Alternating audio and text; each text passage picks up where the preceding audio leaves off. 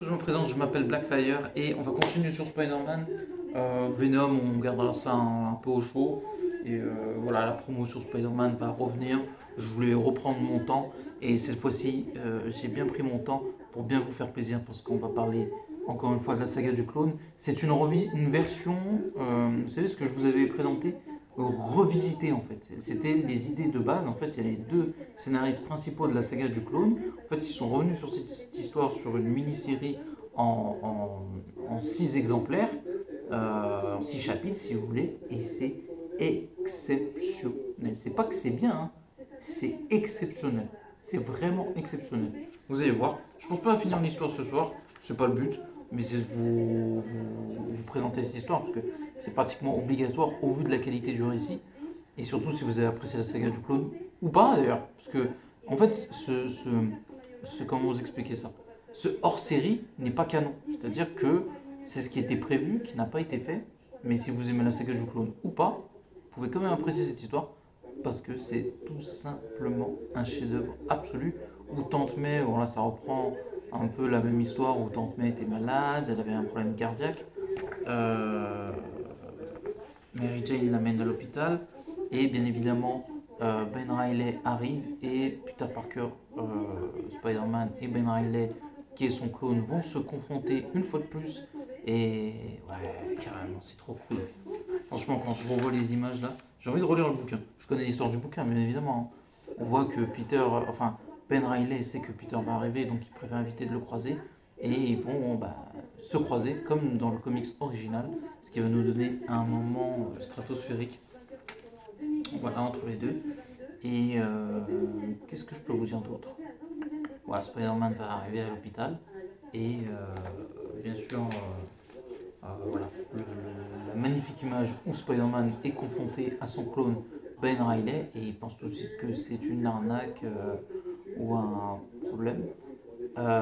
Et du coup, alors, je vais faire une petite pause et je suis à vous dans quelques minutes. À tout de suite. Excusez-moi, je vais reprendre là où j'en étais. J'ai besoin d'une petite interruption, rien d'exceptionnel. Donc on s'était arrêté à ce moment-là où Spider-Man rencontrait son clone. Et c'était juste épique, vraiment incroyable. Et après ça va s'enchaîner. Où il y a un duel entre les deux, logique, parce que Ben Reilly voulait l'éviter. Et Spider-Man il se dit bon bah si c'est mon clone avec tout ce qui lui est arrivé, il se dit ça doit être Harry ou le caméléon qui prend son identité, enfin, qui se fait passer pour lui. Et du coup le combat entre les deux se fait. Et c'était presque un piège la manière dont c'est fait, pas par rapport à Spider-Man ou Ben Reilly, mais par rapport à autre chose. Et en fait, les deux Spider-Man vont se faire attaquer. Je vous laisse deviner par qui si vous avez une bonne mémoire de la saga du clone. Et ça va être très intéressant parce qu'un adversaire de taille va arriver qui n'est autre que Kane. Et les deux Spider-Man vont s'associer pour sauver les gens par rapport à la voiture où Spider-Man a attrapé la voiture et commence à se dire en fait, s'il voulait vraiment faire du mal, il avait l'occasion de rêver. Et justement, il prouve que c'est aussi Spider-Man en essayant de sauver des gens. Et on voit Kane juste au-dessus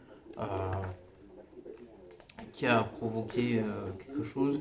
Et comment expliquer ça? Kane, encore une fois, utilise une sorte d'arme bactériologique, pas forcément pour les tuer, mais pour les opposer l'un à l'autre. Et ce qui va se passer, c'est que Spider-Man, premier du nom, va être touché et Ben Riley va le sauver, ce qui n'était pas le plan. Je pense que, comme il s'appelle, Kane s'est dit que, comment il s'appelle, qu'ils vont s'entretuer. Et finalement, ça n'a pas marché. Parce que Ben Riley va essayer de sauver Peter Parker, Spider-Man.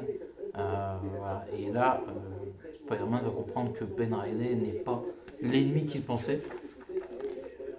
Et en fait, il y a quelqu'un qui va les observer, leur comportement, leurs réactions, et qui va avoir une discussion avec Kane pendant que les deux enfin, Spider-Man remercie Ben Riley de le sauver. Et non, non, c'est vraiment pas mal du tout, c'est super bien écrit. Et voilà, ça va se poursuivre. Et voilà, on va dire que c'est la fin de la première partie. On va enchaîner encore un tout petit peu, on va pas tarder à s'arrêter. Et là, on va voir que Scarlet Spider, Ben Riley, va pas tarder à affronter Kane, et c'est ce qui arrive. Et il va y avoir la suite de ces événements, justement. Je vais pas